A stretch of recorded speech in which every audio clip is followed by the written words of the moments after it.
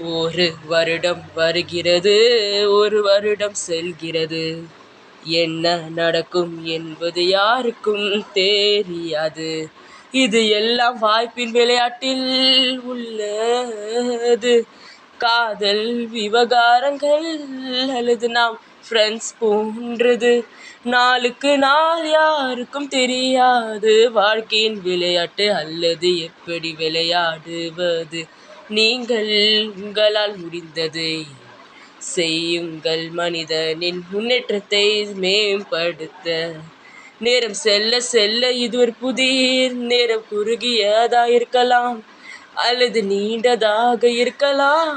உண்மையில் நீங்கள் என்ன நினைக்கிறீர்கள் என்பதை முக்கியமில்லை. முழுவதற்கு எந்த காரணமும் இல்லை.